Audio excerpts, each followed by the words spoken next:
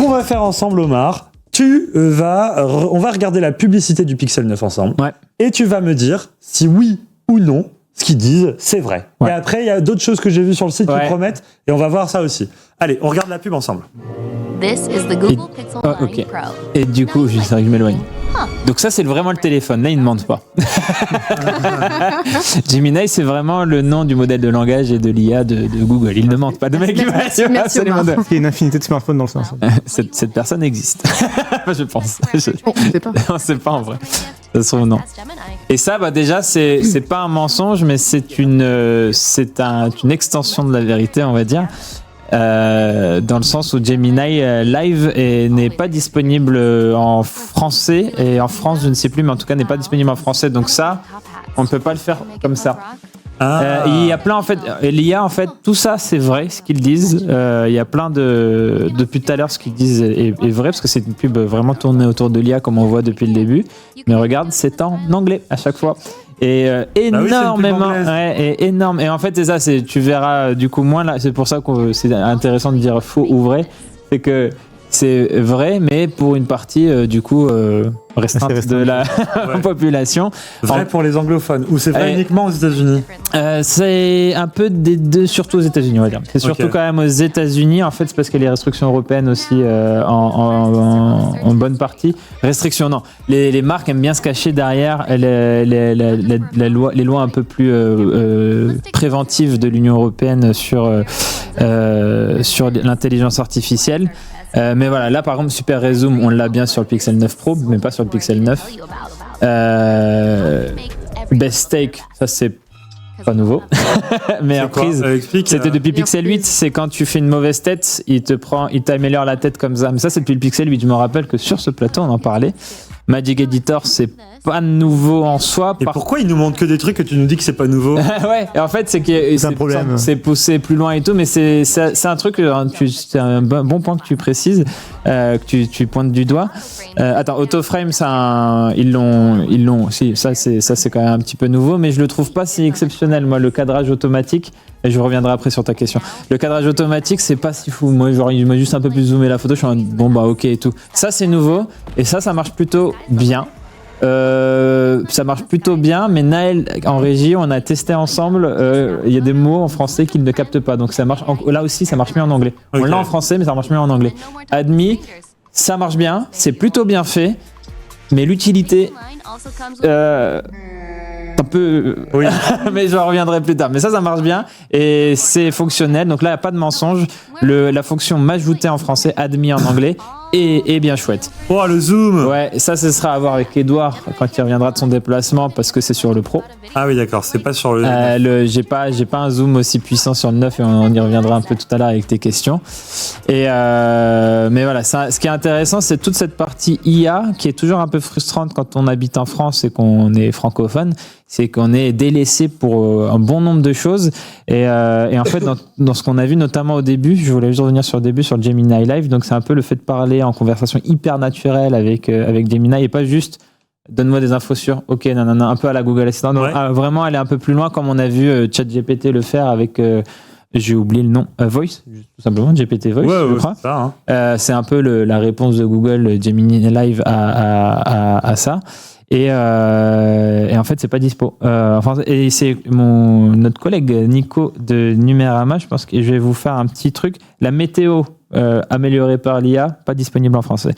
Pixel Screenshot, qui permet de trier vraiment et d'organiser tes captures d'écran grâce à l'IA aussi, de manière bien plus pointue. Pas disponible en français. Pixel Studio qui permet de créer des choses. Ça, c'est hyper intéressant en plus. Ça te permet de faire des petites créations juste avec un prompt en mode pendant la Made by Google, il disait je veux une carte d'invitation dans tel style. Ah ok, rajoute-moi ça. Il faisait sa petite carte d'invitation en quelques mots. C'est plutôt, il y a des usages que j'imaginerais pas disponibles en français. Synthèse des enregistrements, pas disponible. À chaque fois, tu me hype sur un truc. Pas disponible en français. Gemini Live, disponible si tu veux en. Alors live, c'est quoi? C'est quand tu lui parles en direct? C'est la conversation naturelle. Ouais. Pas disponible en. Enfin, il faut paramétrer ton smartphone en anglais pour lui parler en français. Ah oui, d'accord. Il parle français, Gemini Live, mais il faut le paramétrer en anglais, ton Et téléphone. pourquoi c'est pas disponible? Ça va venir? Ça va venir. Et en général, c'est que comme il y a l'AI Act qui se prépare, tout ça et tout, et que l'Union européenne veut montrer qu'elle est sérieuse et qu'elle encadre tous les usages de l'Union européenne, de l'intelligence artificielle. On le voit souvent, les marques, quand elles lancent... regarde, Apple Intelligence... Je l'ai dit avec un accent trop bizarre. Apple Intelligence. Yeah. Yes, ok. Tu m'as dit ya. J'allais parler en néerlandais du coup avec toi. Il y a toutes ces choses-là autour de l'IA générative, des choses comme ça, ou des fonctions assez poussées avec l'intelligence artificielle, où les marques montrent une certaine frilosité, ça se dit, je sais pas. Sont frileuses en tout cas à déployer rapidement leurs fonctions parce que respect de la confidentialité des données, tout ça, parce qu'il y a beaucoup de choses qui passent en cloud. Ils veulent s'assurer d'être dans les clous et tout. Et en général, on attend souvent quelques mois avant des déploiements. Donc pour la partie Gemini, c'est pas que c'est faux, mais c'est que c'est pas vrai chez nous. C'est ça. C'est un peu où il faut bidouiller un petit peu, on va dire. Genre le truc typiquement Gemini Live fonctionne en français. Mais tu dois paramétrer ton téléphone en anglais. Donc complètement idiot. Ce qui est un peu idiot, ouais. Et du coup, ce qui fonctionne, ça va être des fonctionnalités gadget, comme ce qu'on voit à l'écran là, c'est m'ajouter. On voyait juste avant la fonction m'ajouter, on l'a testée, elle fonctionne super bien et tout. Mais voilà, pour vous remettre le contexte, la fonction m'ajouter, c'est donc j'ouvre le téléphone, je vais dans l'appareil photo et là où il y a le carrousel, il y a portrait, il y a photo, il y a vidéo, il y a une option m'ajouter. Je fais ça, et là, le téléphone, il va m'expliquer. Alors, prends en photo la personne, laisse un peu d'espace. Ensuite, tu demandes, c'est bon, prends la photo. Tu restes un peu immobile le temps que la personne vient te retrouver. Prends le téléphone de tes mains, tu vas te placer là-bas, et comme ça, vous avez une photo ensemble. Ouais. Prends un selfie. Là, en fait, la fonction, elle est hyper bien faite. On l'avait fait avec Robin, et toi, tu l'as fait avec toi-même, comme parce que beaucoup de gens vont faire ça. S'auto. Faire créer. Faire le même de Spider-Man. Exactement. Non, moi, je me suis embrassé moi-même. Ouais. Okay. Il s'arrêtait là. Mais Lego. Ça en dit je me suis arrêté là, mais il y en a qui ont été bien plus loin. Oh non. On va s'arrêter là. Mais le même de Spider-Man, très meilleur exemple classique. C'est exactement ce genre de van qu'on va pouvoir faire et tout en mode avec l'IA et tout, mais ne serait-ce que pour voilà, ces gadgets, ça s'arrête là. Et pour ça, d'ailleurs, se mettre 2 fois sur la même photo, c'était déjà totalement possible en utilisant le mode panorama d'un téléphone qui a pas d'IA. Bon, c'est un peu chiant à faire. C'est pas beaucoup moins chiant à faire. Là, tu dois laisser à l'autre le truc. Prendre 2 fois la photo, laisser l'IA travailler. Enfin, en vrai, tu fais le panorama. Oui, mais là, on peut se superposer. Ouais, ça oui. Oui. Mais du coup, est-ce qu'il y a. Non, mais déjà qu'on s'en servait pas pour. C'est 10 secondes dans la vidéo, c'est quand même. Ou 15 secondes dans la vidéo, juste pour une fonction qui va permettre de faire la vanne de Spider-Man qui se pointe du doigt comme ça, le même. Alors que c'est en mode. Comme ça, vous ratez pas les moments, vous faites partie des photos de groupe, machin et tout. Fais un selfie. C'est l'usage qui s'est imposé depuis les caméras frontales. Ou prête ton téléphone à quelqu'un pour faire la photo de groupe. Oui, parce qu'ils disent pour ne pas laisser non plus ton téléphone à quelqu'un. Enfin, ça va, si tu fais une photo de groupe et tout... on est tout un groupe entier pour courser la personne si elle se barre avec ton téléphone, mais en général, t'es en lieu public. Dites-moi dans le chat si ça vous est déjà arrivé. Vous êtes en vacances, vous faites une photo de famille, vous demandez à un passant de vous prendre en photo. Si c'est barré en courant, je m'excuse, mais je pense pas que vous êtes dans la majorité. Ça doit arriver, mais quand même. J'ai l'anecdote de ma mère à qui on avait parano pour dire. Ma mère à qui on avait prêté un appareil photo numérique compact. On lui avait donné en mode vous pouvez nous prendre, elle a dit oui, elle avait pris le truc à l'envers, elle avait mis son œil dans l'objectif et elle avait pris en photo son œil et elle l'avait rendu en disant que c'était bon. Ça nous est arrivé pour l'anniversaire d'un pote, on était à Bruxelles, Grand Place, je faisais découvrir à Bruxelles à des potes pour l'anniversaire d'un d'entre eux, on prend une photo comme ça et tout et le gars et il fait ça et personne n'ose lui dire, sinon on se dit bon, on va perdre 1000 ans à lui expliquer et du coup il fait ça en photo. On est en mode on demandera à quelqu'un d'autre. Et du coup, on a posé quand même jusqu'au bout. On va le laisser. Et il était en mode, vous nous me direz si c'est bien. Ah oui, oui. On voit rien, mais c'est bien. Allez, vas-y, dégage. Mais voilà, c'est des fonctions IA dont on n'avait pas forcément besoin. Il y a une autre fonction IA. Par contre, générer, changer le fond, par exemple. Je me suis pris en photo dans mon quartier et j'ai après tapé avec le prompt. Ça, c'est rigolo. C'est intéressant la différence d'approche, alors que c'est le même moteur derrière, c'est Gemini chez Samsung et Google, mais chez Samsung, tu dessines. On en a parlé ici sur ce plateau. Tu dessines avec ce Galaxy, par exemple. Je prends une photo et je veux rajouter quelque chose. Je dessine un pot de fleurs, un chat, machin et tout. Un mouton.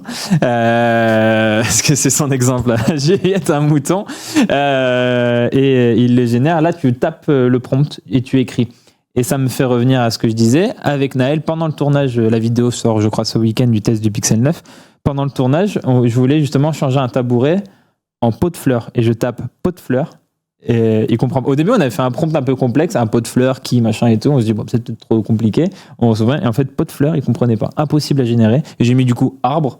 J'ai même pas un prompt, j'ai juste mis arbre en sélectionnant le tabouret. Et là, très bien. Le résultat était plutôt OK.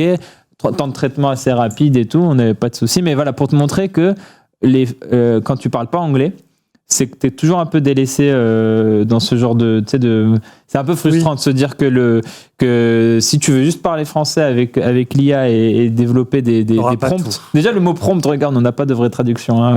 Une requête, mais ça n'a pas le même, la même connotation, je dirais. Ça pue. Non, ça pue pas. Si, non, carrément. Non, du coup, pas de j'aime beaucoup la langue française. Mais j'ai pas envie de critiquer juste comme ça, mais c'est juste, le mot prompt englobe ce côté IA. Quoi. Instruction. Instruction, c'est bien, ouais. C'est une bonne. Mais ça ne s'est pas encore imposé. C'est trop long aussi, quoi. Instruction. Ouais. Mais c'est vrai qu'il faudrait peut-être le. On a 3 syllabes, c'est trop long. J'ai plus le temps. Donc voilà, donc ce que je voulais dire sur cette pub vidéo, c'est que toutes ces fonctionnalités-là, en plus elles sont bien faites, elles sont bien exécutées, machin et tout, mais elles sont pas disponibles, ou elles sont très gadgets pour celles qui sont déjà disponibles sur le Pixel 9. Et du coup, à l'heure actuelle, le Pixel 9, j'ai beau l'aimer énormément dans l'usage, machin et tout, je le trouve beau, je le trouve mignon. Enfin, ça c'est très subjectif sur le design, mais je le trouve plutôt bien réussi. Mais le Pixel 8 est un excellent concurrent, parce que t'as vu après le reste de la pub, c'était donc meilleure prise déjà sur le Pixel 8. Ouais. Le changement des best take. C'est ça, meilleure prise. Un autre truc, j'ai oublié, une autre fonction qu'ils ont montré qui était déjà la gomme magique, voilà, l'éditeur magique qui est déjà dans le Pixel 8. Et ce qui est nouveau du coup dans cet éditeur magique, c'est changer par exemple l'arrière-plan et tout, ça c'est rigolo. À rajouter des trucs, ça m'a fait j'ai mis une soucoupe volante dans le ciel, ça m'a fait une sorte de PNG de soucoupe volante, mais ça why not? Ouais, voilà, c'est pas non plus le truc. J'avais changé, il y a des trucs, j'ai vu des exemples plus réussis que les miens, parce que moi, sur internet, parce que moi j'avais demandé à un moment, j'avais pris une photo, le ciel était nuageux, bleu et tout, j'ai demandé un ciel orange. Il m'a mis hyper bien le ciel orange, pas de souci, mais il a manqué de. Il a pas appliqué cette teinte sur le reste de la photo réelle. Oui, c'est ce qu'on voit sur la pub globalement. Et sur la pub et sur certains exemples sur internet, c'était un peu plus réussi, mais bon, de là, c'est pas non plus. Voilà, pardon. Et toi, t'avais des questions à me poser? Non, déjà la première chose, c'est pourquoi dans la pub il ne parle que de Gemini. Il y a rien d'autre à dire sur le smartphone ou quoi? En plus, matériellement, il est sur la photo, il est intéressant. Capteur 50 mégapixels, ultra grand angle 48 mégapixels de tête et un selfie le même que l'année dernière sur le Pixel. Enfin, pas d'évolution, mais pas un mauvais capteur. Ça, c'est sur la partie hardware que je peux défendre. L'écran aussi bien. On y reviendra un peu plus tard. Peut-être plus lumineux, ouais. Ça, il faudrait que je regarde sur la luminosité, peut-être plus lumineux, mais en tout cas très, très bien l'écran globalement. Assez fidèle et tout ça. 120 Hz adaptatif OLED. Mais du coup, quand on parle partie hardware, en général, on parle puce et batterie. Puce, c'est... c'est pas la plus puissante. Hein. C'est un Tensor G4, c'est compliqué. Ouais, justement. Alors, j'ai noté un truc qui a des phrases qu'il y avait sur le site du Pixel. Du coup, parce que dans la pub, c'est vrai qu'il parle que de Gemini. Et toi, tu me dis. Mais en effet, et du coup, tu te demandes sur le hardware, il y a le design qui a beaucoup changé en fait. C'est sûr. Ouais. Ça va être surtout ça la grosse chose hardware à dire sur ce téléphone. C'est pas ça qui fait un bon smartphone. Je pense que c'est pour ça que le Pixel 8 déjà, il est toujours au catalogue. Ouais. C'est la première fois peut-être d'ailleurs qu'il reste que la génération précédente officiellement catalogue je veux dire. Ouais mais même quand même. Non, OK. En tout cas, il reste au catalogue et il a un prix intéressant maintenant le Pixel 8 et pour moi il a beaucoup baissé le Pixel 8 est un concurrent tout à fait valable du Pixel 9 parce qu'il y a beaucoup de fonctions qui sont basées sur l'IA et tout, c'est ça qui est mis en avant et le Pixel 8 celle qui ne l'a pas, en plus je pense qu'il va pas tarder à les avoir. Ouais. Et il n'a même pas l'argument d'Android 15 parce que le Pixel 9 n'est pas sorti sur Android 15 vu qu'il est sorti en août. Donc, voilà. J'ai vu sur le site qui disait zoom haute résolution qualité optique du x2 au x8 sans ajouter téléobjectif parce que le Pixel 9 n'a que 2 objectifs. Exactement. C'est comme ça qu'on peut le différencier aussi du Pixel 9 Pro parce qu'ils sont tous les deux assez petits. Il y a le Pixel 9 Pro XL ensuite pour une taille plus grande. Et le Pixel 9, il n'a que deux appareils photo. De caméras et en effet il dit le x2 est de qualité optique. C'était déjà une promesse aussi sur le Pixel 8. J'ai toujours du mal avec ça et je sais que je parle en plus à quelqu'un, un spécialiste de l'image et je vous cite Arnaud en off mais qui me dit c'est jamais vrai. le numérique ne peut pas faire qualité optique. On ne peut pas faire une qualité optique et en fait du coup sur le x2 évidemment c'est pas très gênant. Sur le x8 c'est pas une qualité optique sur un x8 avec un grand angle classique équivalent 23 mm, je crois, le capteur principal. Donc, du coup, il crop, et t'as beau faire de l'IA et tout, et rattraper les détails, tu peux pas. Il y a pas. Non, tu peux pas. Même si ça reste ok exploitable. Enfin, le x8 vite fait. Le x2 reste tout à fait ok exploitable, mais c'est juste pour moi, ce n'est pas une qualité optique, non. Ouais. On est d'accord. Deuxième affirmation de Google sur les contenus publicitaires du Pixel 9. Gemini peut résumer les mails non lus dans Gmail. Ça, il faut l'abonnement a priori, parce que c'est possible, mais Gmail, il faut... J'étais sûr il y avait un truc derrière ça. C'est trop bien ça. Il faut Gemini Advanced 1.5 Pro, enfin c'est ça les combien simplicité en plus c'est compliqué parce que au moins je dis souvent OpenAI ils ont mis GPT et ChatGPT et du coup c'est un peu plus intuitif de comprendre la différence entre le modèle de langage et l'agent conversationnel. Il y a ChatGPT pour l'agent conversationnel et Gemini c'est un peu comme Gemini, souvent à Google, les noms sont pas forcément très simples. Donc Gemini, c'est à la fois le modèle langage et l'agent conversationnel. Puis après, tu as les abonnements qui s'appellent Gemini Pro, Advanced, je sais pas quoi. Enfin, il y a plusieurs... globalement, c'est l'offre avec 1 Tera de stockage pour Google Drive. Enfin, c'est Google One. Même 2, non il y a même peut-être potentiellement 2 Tera. C'est avec Google One, etc. Et tout. Et lui, c'est soit ça, soit avec Workspace et tout. Et moi, j'ai utilisé du coup l'adresse du boulot pour essayer ça. À chaque fois, il me disait non, pour l'utiliser, il faut que vous activiez cette option que j'ai activée, les fonctionnalités intelligentes de Gmail. Donc pour l'instant, je n'ai pas réussi à l'activer. D'accord, donc oui, si tu payes, mais pas encore. Et, c'est encore un peu flou. Je t'avoue que je suis encore en train de chercher la réponse exacte à cette question, mais en tout cas, je n'ai pas réussi à en profiter alors que je pense avoir suivi. J'ai Workspace avec le boulot, et du coup, il faut peut-être une version supérieure encore. Est-ce que tu as essayé de demander à Gemini s'il savait comment j'ai demandé à Gemini, résume-moi ce mail. J'ai dit résume-moi ce mail. Il me fait non, alors c'est pour ça, attention, il faut que tu actives cette option. Je ne peux pas, en tant que modèle de langage, je ne peux pas m'offrir une réponence comme ça. Attends. Vas-y, on teste en direct. C'est autour de $20 par mois l'abonnement. Je crois qu'on a la caméra Top Shot ou pas. On peut la mettre. Sinon, je vais juste mettre le son. C'est autour de $20 par mois l'abonnement Google One AI Premium. Pour avoir 2 Tera de stockage. Je vais juste faire le test IA pour pas montrer les mails quand même. Ah oui, d'accord, ok. Bon, on montre pas. Et après, je montre le Top Shot, promis. Résume-moi ce mail. Et là, ça va marcher. Il faudrait qu'il m'entende aussi. Résume-moi ce mail. C'est très gênant. Quand ça marche pas comme ça me... Il répond même pas. Envoie-moi le courriel et je te ferai un résumé concis. Conseil pour une meilleure compréhension. C'est la première fois qu'il me fait cette réponse. Ok, mais je dois lui envoyer le texte. La voix, elle est horrible. Ouais, et je dois par contre lui envoyer, du coup, je dois copier le mail et le résumer. Ah, tu vois, il a pas, con, ouais. si c'était pas contextuel, quoi.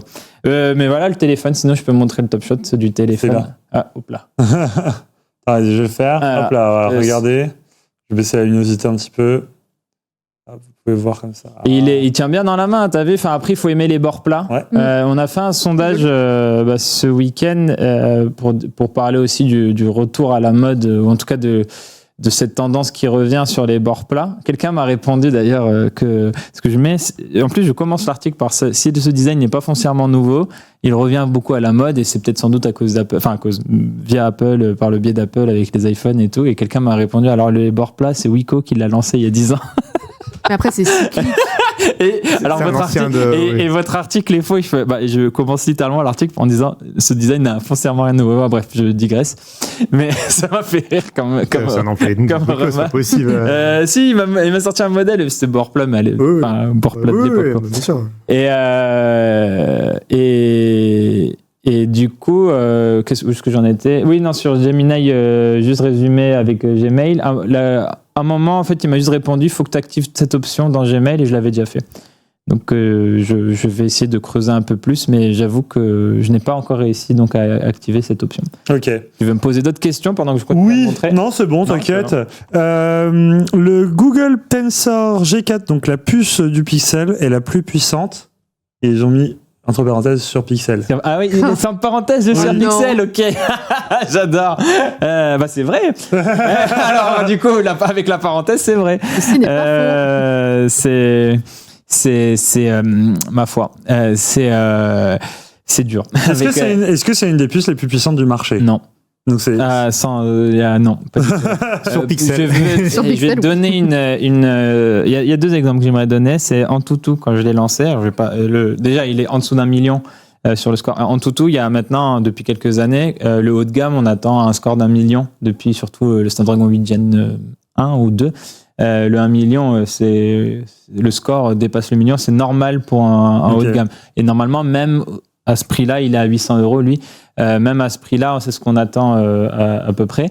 Et lui, il est en dessous. Et pour te dire, il y a écrit, Antutu, quand il te donne le score, il te met tel pourcentage d'utilisateurs dépassés. Et là, le tel pourcentage d'utilisateurs dépassés, c'est 26% seulement. Et il fait mieux que 26% des smartphones benchmarkés sur Antutu. Depuis l'existence des smartphones ? Depuis Antutu 10. Donc pas l'existence des smartphones, mais depuis quelques années, du coup. Depuis longtemps, quoi. Enfin, pas depuis il y a 2 mois, quoi. Non, ouais. Et il fait seulement mieux. Donc ça te donne une idée. C'est très mauvais. Et après, ce que m'a dit Edouard, c'est ce qu'on peut dire. Il y a un truc que m'a par contre pointé du doigt Edouard avec son Pixel 9 Pro XL, il a aussi lancé Antutu. Alors Antutu, il faut prendre avec des pincettes à chaque fois. C'est pas non plus. C'est juste l'un, si ce n'est le benchmark le plus célèbre avec Geekbench. Mais voilà, je voyais le 26%. Je suis en ah oui, d'accord. Mais et toi, tu l'as ressenti à l'usage ? Je l'ai ressenti en lançant des jeux surtout. En lançant des jeux, ça se voit que c'est pas du tout son credo. Fortnite, par exemple, il sait le lancer en épique 60 FPS, mais juste aussi pour te donner une idée, quand tu lances Fortnite, il se met par défaut en qualité basse 30 FPS. Ok. Alors qu'on est sur un smartphone à 800 balles, j'aurais encore... Et encore, le Pixel 9, il a la même puce. Le 9 Pro, il a la même puce. Le 9 Pro a la même puce, ouais. C'est vrai que j'ai pas demandé à Edouard si... je crois qu'elle est un peu débridée sur le 9 Pro. Ils essayent un petit peu, ouais. Mais pour te dire, Edouard, quand il a lancé un Antutu sur son Pixel 9 Pro, il m'a dit à un moment, je l'ai lancé au frigo et là, j'ai eu des meilleurs résultats. Mais ça veut dire que du coup, la gestion de la chauffe... frigo ? Ouais, pour baisser la température. Ah ouais. Vous êtes des ouf. Et du coup, on était en mode, est-ce que ça va rentrer dans le protocole de Android très spécifiques. En mode, donc attends, on peut dire que c'est mauvais. En puissance pure, c'est plutôt mauvais. Mais par contre, il n'y a aucun souci pour assurer les tâches du quotidien. Et j'ai pas eu de latence ou des trucs bizarres qui se sont passés. J'ai juste pas de puissance qui peut se déployer. J'ai pas la meilleure qualité que je peux attendre sur un smartphone si je voulais jouer avec. Et c'est là où c'est important que je le reprécise. Le Pixel 9 n'est pas pensé pour ça, en fait. Ils l'ont à chaque fois dit. Alors, c'est peut-être des excuses un peu trouvées parce qu'ils n'ont pas réussi à faire mieux, mais ils disent, voilà, nous, notre but, c'est pas les performances pures, c'est plutôt d'optimiser pour l'IA. Sauf que, je rappelle, l'IA, chez nous, c'est encore très anecdotique comme usage. Donc on s'en fout un peu que ce soit optimisé pour l'IA tant que l'IA n'est pas encore. C'est déjà optimisé le truc pour la normale, quoi. Ouais, mais ça sur l'usage classique, ça va. C'est juste. Mais du coup, c'est pas une puce hyper puissante et tout, mais d'un point de vue consommation énergétique, elle est pas non plus incroyable, puisque l'autonomie... justement, la question suivante, c'est, il y a une affirmation de Google qui dit on peut tenir plus de 24 heures d'autonomie sans se recharger avec le Pixel 9. Et ça, c'est toujours... Donc ça, c'est intéressant, parce que c'est toujours des déclarations qu'on peut toujours faire, en fait. Tu peux toujours tenir 24 heures avec un smartphone. Il est éteint. Ça, c'est par l'absurde. Ça, c'est par l'absurde, évidemment. Il dit ça à chaque fois, hein.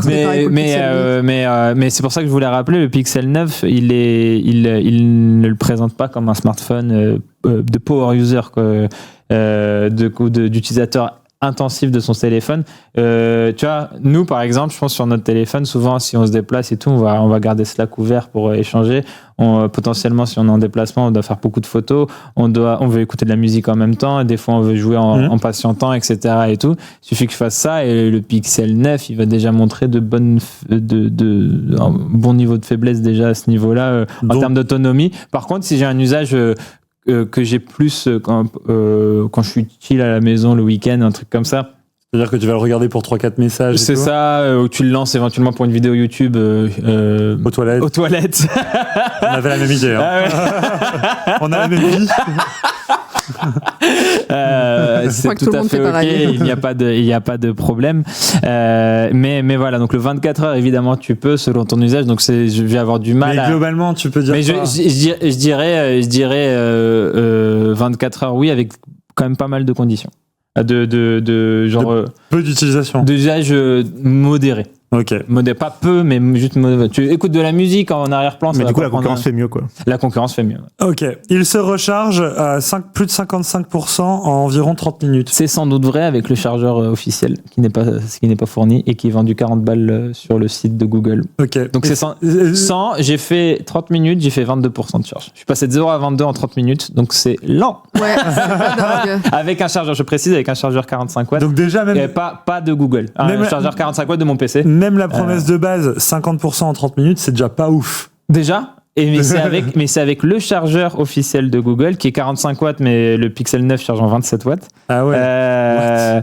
Et c'est avec le chargeur officiel. Et ça, c'est aussi ça permet de. Ce sera un sujet d'ailleurs, il faudrait que je fasse sur un. Attends, mais ok, d'accord. La charge et toute la problématique des chargeurs. Et l'écran est super lumineux, il atteint 3000 nits, et c'est une technologie Super Actua. J'ai pas compris ce que c'était. Super Actua, c'est le nom marketing pour la luminosité, en fait, en gros. C'est un écran OLED, hein. OLED, 120 Hz adaptatif, très bien. Je pense que c'est Samsung qui les fournit, je pense. Mais bien, plutôt, fidèle à la réalité dans l'espace colorimétrique. Plutôt fidèle en tout cas à la réalité. Manque un peu de nuances dans les effets de saturation, des choses comme ça. Il va peut-être manquer un peu de nuances. Il couvre pas tout le DCI-P3 si je veux rentrer dans les détails. Mais par contre, le Super Actua, donc c'est juste le nom marketing pour dire il balance niveau luminosité. Donc il monte à 3000 ou pas? Alors ça, je pense que c'est plutôt vrai parce que nous, avec nos moyens qu'il va falloir du coup fin 2024, début 2025, on en parle avec Edouard, rénover. Tu m'as vu cette semaine avec un énorme spot lumineux sur le truc, parce qu'en fait, les écrans OLED, même quand tu mets la luminosité, si tu le fais juste manuellement, la luminosité max, il reste bridé. Oui. Il va aller à 900. On le sait tous, quand on se va au soleil, on voit toujours que parfois il y a un surboost. Il y a un boost et il faut qu'il soit en luminosité adaptative. Et du coup, on fait ça, sauf que le boost, au début, on arrivait à chaque fois à déclencher ça avec on avait des lumières et tout, avec un flash et tout. Et là, en fait, il manque un poil de réactivité, je dirais, ou alors il doit être particulier à déclencher le Pixel 9 sur le capteur de luminosité ambiante. Du coup, j'ai balancé, on a des studios au-dessus de nous. J'en ai pris un qui est traîné en régie. Je sais pas, on l'a balancé sur le truc. Et on a atteint pas loin des 3000 nits. On a atteint quelque chose comme 2600 nits. Oui, mais c'est 3000 nits dans certaines conditions. Ouais, et c'est 3000 nits seulement quand il va booster à fond. Donc, il faudrait vraiment l'exposer comme ça au soleil et tout. Et ce que j'ai mesuré moi en max, donc c'est avec les moyens du bord, c'est 2600 nits. C'est déjà suffisant dans 99,9% des cas. Hein. 3000 nits, maintenant, c'est... T'as noté 2700 nits. 2700, merci, c'est ça. C'est le Pro qui est à 3000. Ok. Et on est. Ou 2006, ce serait plutôt pas mal si c'est 2007 qui est. C'est ça, oui, qui est promis, c'est ça? Bah ouais. Ah oui, et le Pro à 3000, bah c'est. Okay. Donc, mais même si c'était 3000, c'était ok. Pour moi, c'est ok. Ouais. Donc en conclusion, on est bon sur l'écran. Ouais. Donc il y a pas mal de choses qui divergent de la publicité. Toi, est-ce qu'au global, tu le conseilles ce smartphone? Tu le conseilles à qui? Et si pas ce smartphone, lequel? Le Pixel 8 du coup si je passe celui-là et sinon en fait à qui je le conseillerais, c'est si tu veux quand même, si c'est le design quand même qui t'intéresse beaucoup avec les bords plats et tout, plus moderne, parce que je le trouve mignon mais affirmé, ça c'est mais c'est un design du coup, enfin, et en plus des gens vont mettre la coque et hop c'est réglé. Je